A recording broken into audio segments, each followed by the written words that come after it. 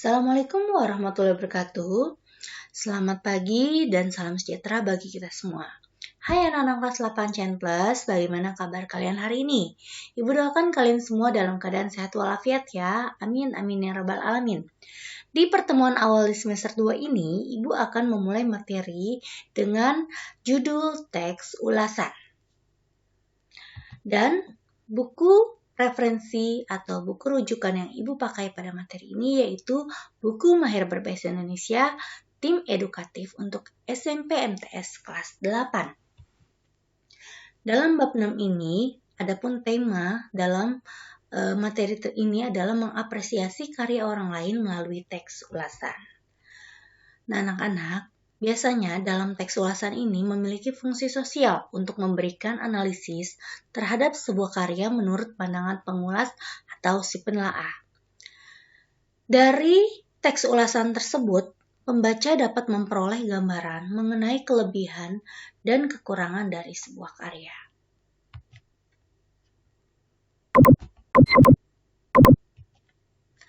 Nah, anak-anakku sekalian, kalian apa sudah tahu apa sih teks ulasan itu?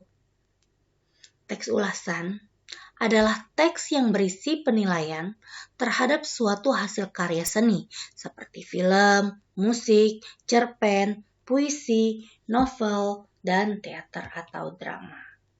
Nah, bagian utama yang terdapat dalam teks ulasan ini adalah keunggulan dan kelemahan produk dari karya seni yang diulas. Agar penilaian tersebut dapat dipertanggungjawabkan, biasanya seorang pengulas ini harus bisa memberikan alasan-alasan pendukung yang kuat serta meyakinkan. Salah satunya dengan menunjukkan bukti tekstual dan merujuk pendapat kepada para ahli. Hal penting dalam menceritakan kembali isi teks ulasan. Yang pertama, membaca teks ulasan secara berulang-ulang. Mencatat butir-butir pokok teks ulasan pada tiap paragraf. Mencatat kelebihan dan kekurangan materi yang dipaparkan pengulas. Merangkai butir-butir pokok teks ulasan menggunakan bahasa sendiri. Dan dalam struktur teks ulasan terbagi menjadi judul, identitas buku, orientasi, penafsiran, rangkuman, dan simpulan. Jadi dalam judul teks ulasan ini dia berbeda dengan judul karya yang kita ulas ya. Kemudian dalam identitas buku juga perlu ditulis sekedar informasi mengenai buku kepada pembaca ulasan. Dan biasanya dalam orientasi ini dia berisi gambaran umum tentang sebuah karya yang diulas. Dan di dalam penafsiran biasanya berisi paparan penafsiran atau pandangan penulis terhadap karya yang diulas.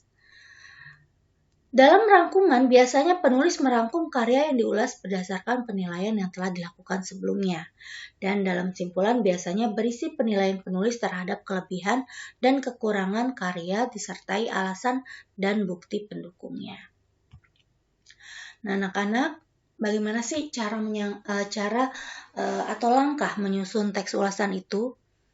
Yang pertama kita tentukan jenis karya sastra yang akan kita ulas. Kemudian kita baca karya tersebut secara berulang-ulang hingga kita paham isi dari karya tersebut.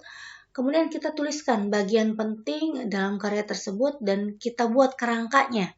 Kerangka teks ulasannya berdasarkan bagian struktur teks yang sudah diketahui. Kemudian kita kembangkan garis-garis besar bagian-bagian itu tentunya ke dalam bagian atau beberapa paragraf.